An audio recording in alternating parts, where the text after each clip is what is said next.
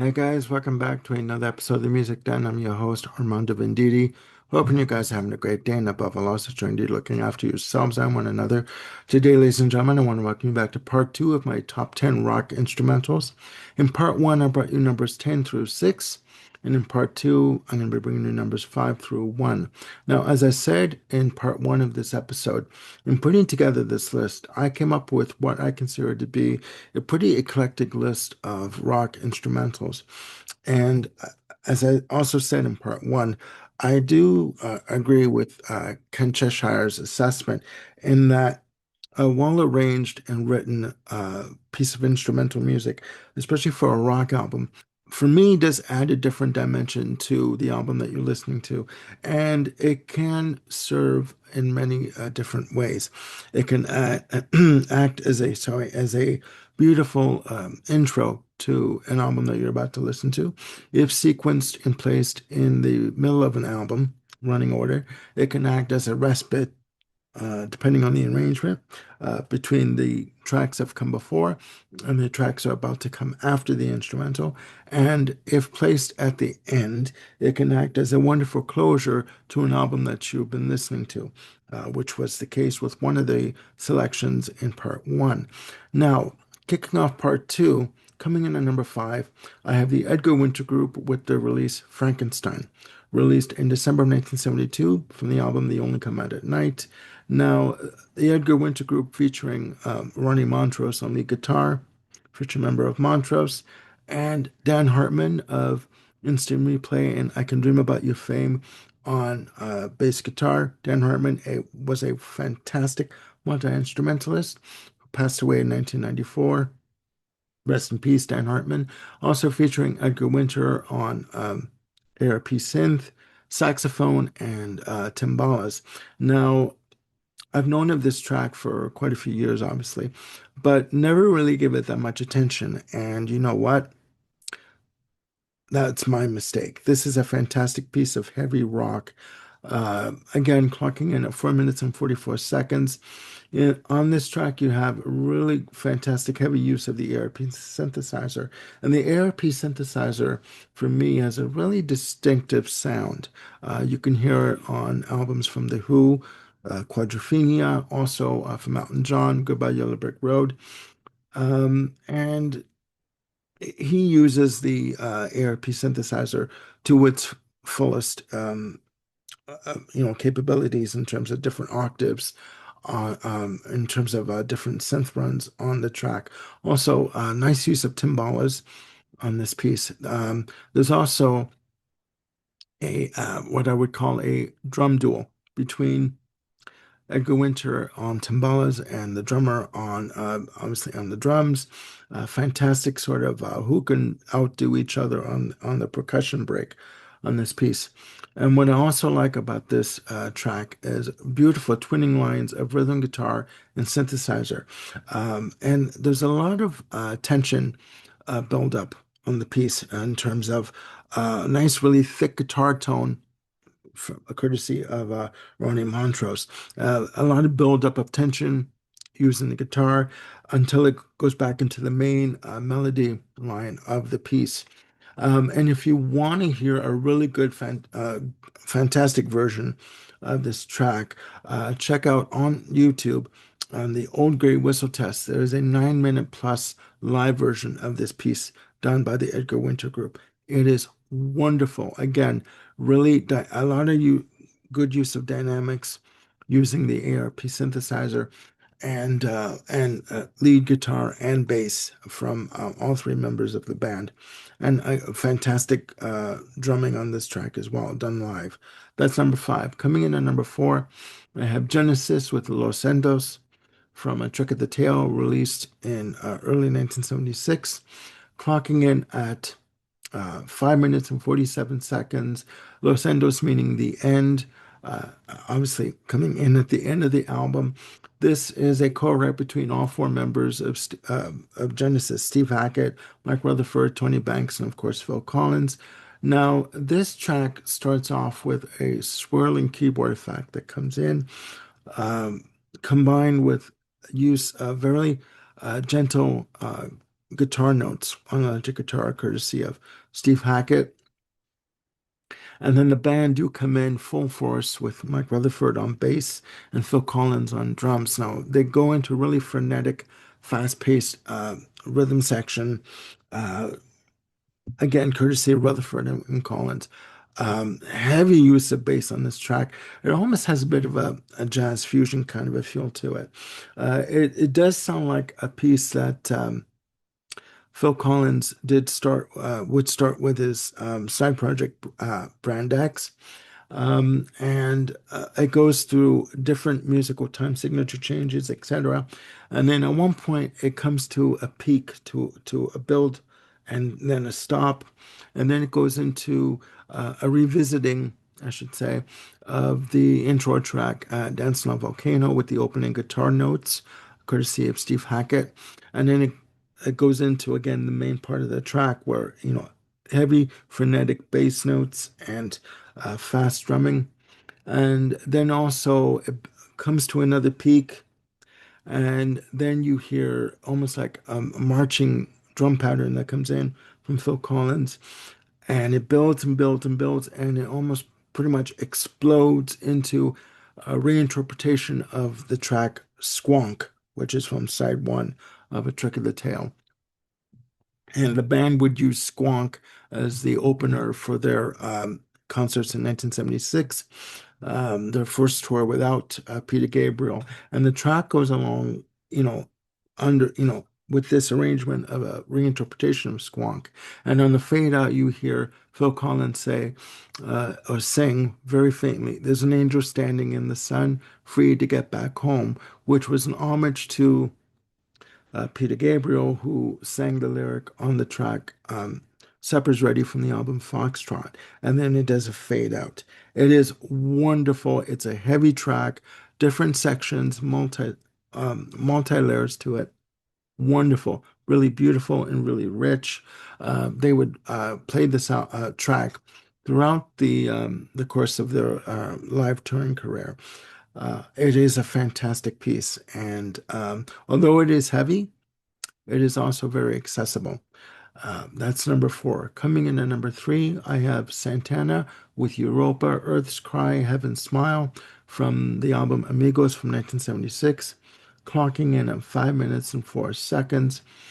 This piece I first heard through courtesy of my sister Anna, although she doesn't remember.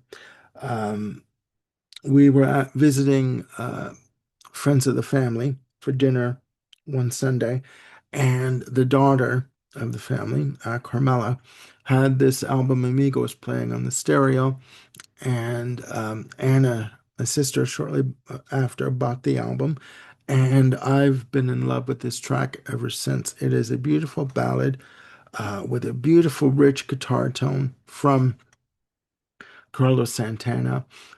Wonderful melody on the guitar, wonderful use of organ. Um, the inspiration for this track, Carlos Santana had said that he had been tripping on mushrooms, and he came up with this guitar riff, and he just further developed it. A multi-section piece, wonderfully done. And what I like about this track is when he does his guitar line in certain spots of the main melody, he has this wonderful ability to sustain the note on the guitar and bend the note to his will whenever he wants. And he is a master on the guitar, and especially for this piece.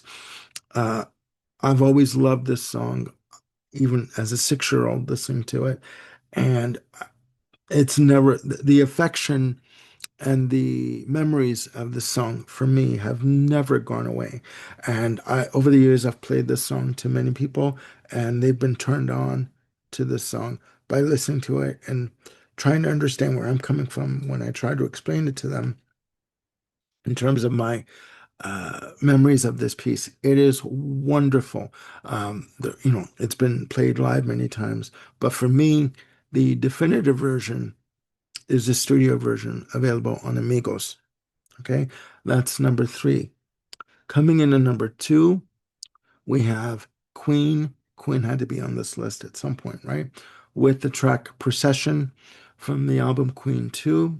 As I said, there are songs that, instrumental pieces, sorry, that act as a wonderful intro to an album. This is a wonderful intro. This piece was written well before uh, Queen 2 was even thought of being recorded.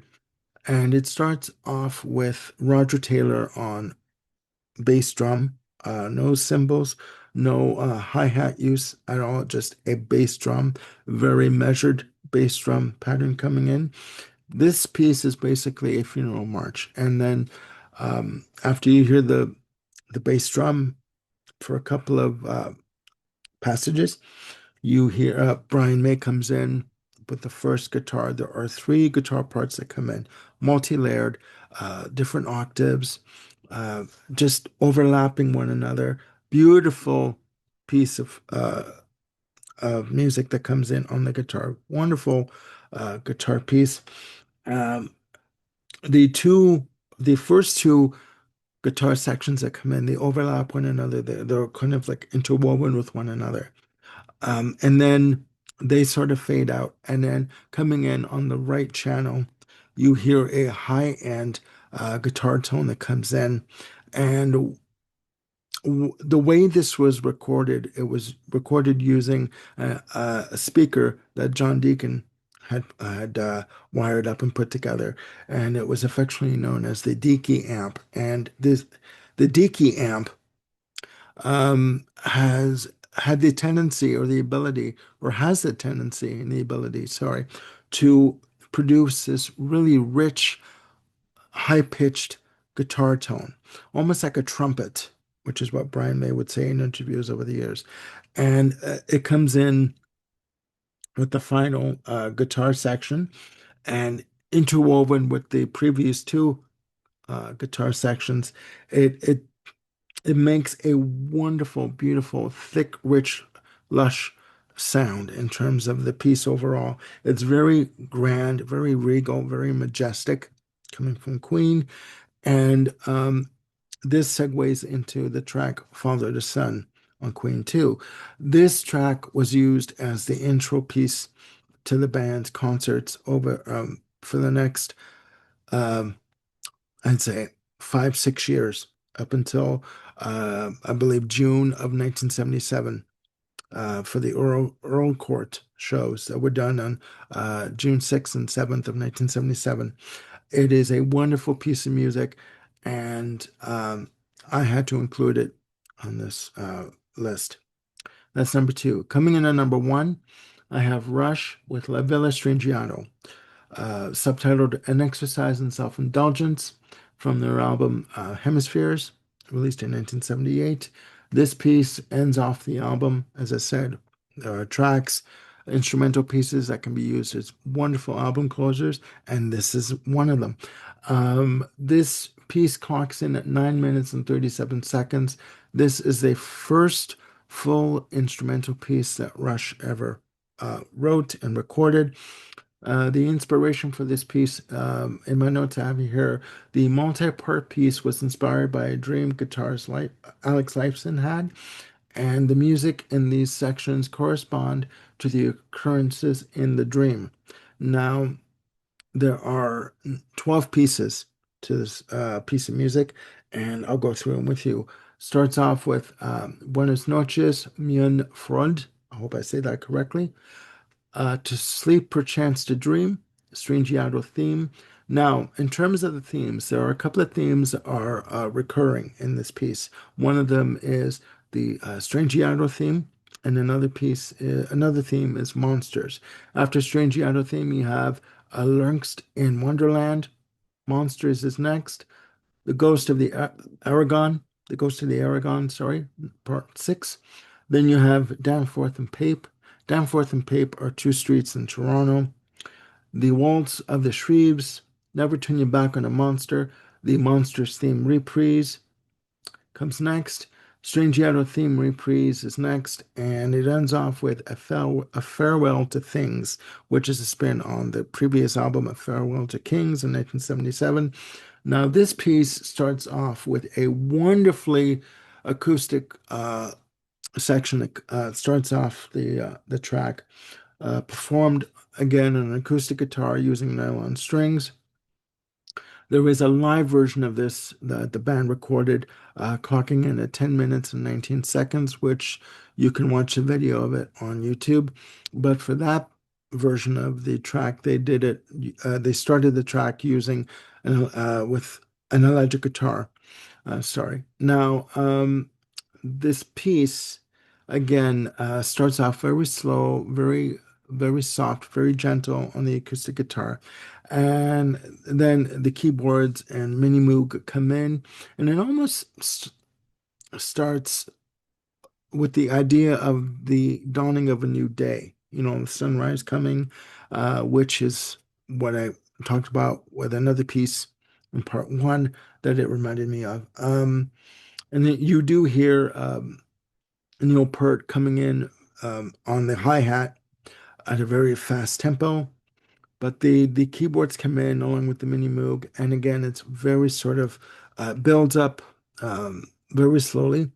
Uh, this piece has a lot of intricate sections to it, multi-layered, multi-section, and a lot of use of rhythm guitar, heavy rhythm guitar, a lot of recurring themes that come in terms of the Strangiato theme, the main part of the track, and the Monsters theme. It is wonderfully done. And in terms of picking it as number one, there was no choice for me. There was no other option. This, to me, La Villa Strangiato had to be the number one track on this list. Queen came in very close to being number one, but if I had to really think about it, hand on heart, La Villa Strangiato had to be number one. Again, this piece is very intricate, very sophisticated, I would have to say. And again, the band, I'll repeat myself, the band did try to record this piece in one go, but they couldn't do it. They had to record it in 3 takes and have it edited together after the fact, obviously in post-production. Now, in terms of the piece itself, it's been done over the years many times and during their tours, and it's been sort of stretched out here and there in terms of, little flourishes. But the main idea of the track, the main themes, and the main sections have remained intact. This is a wonderful piece. If you haven't listened to La Villa Strangiato, please do. Please check out the live version of this that was recorded. It again clocks in at 10 minutes and 19 seconds. It is well worth it. You will not, regret it once you've watched this. It is amazing. So there you have it, guys. My top 10 rock instrumentals, parts one and two. Please let me know your opinion of these tracks in this list, and please put down in the comments below your list of rock instrumentals or any genre. Doesn't have to be rock. I just wanted to focus in on this particular genre because I do feel, again, if you have a really well-crafted piece of instrumental music, sometimes lyrics aren't necessary. And you know what? There have been other songs that have started out as instrumentals and they've been re-recorded with lyrics. Frankenstein is an example. For me, I prefer the originals to the re-recordings. It's there's a magic in these pieces of music that cannot be recreated once they're done. And if you add lyrics, it kind of ruins I don't know, the idea of the song overall. But that's just my humble opinion. Anyways, again, please put your list of your choices down below. And please click like and subscribe and do hit the notification bell to keep yourselves on top of any new content I've got coming up. I've got more shows coming up with Ken Cheshire, Jim Bricker, Sagosh, and eventually, yes, Bill Schuster. We'll be doing an episode including Don Bryop from Monkey House, we're going to be doing a show called Play It Again, Sam, our top 10 piano trios. That's coming up. So please stay tuned for that and more shows coming up on the Music Den. So that's it for now. Please look after yourselves and one another. I'm Armando Venditti signing off. Have a great day. Bye for now.